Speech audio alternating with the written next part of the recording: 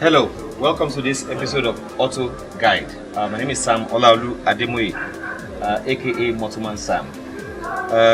Today we want to talk about sensors, but I want to clear a misconception. There is what we call sensors and there is what we call actuators.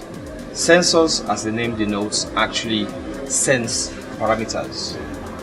Actuators, on the other hand, do the actual work. Sensors in the sense that you have your sensors, and then you have the processor, and then you have the actuator. Now, they are vulnerable. Sensors can go wrong, even the processor can go wrong, and the actuator can go wrong.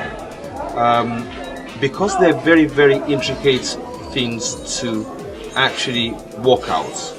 We've got the situation now where we have a third party in between the technician, the control unit, that actually helps to find out what is going on within the control unit.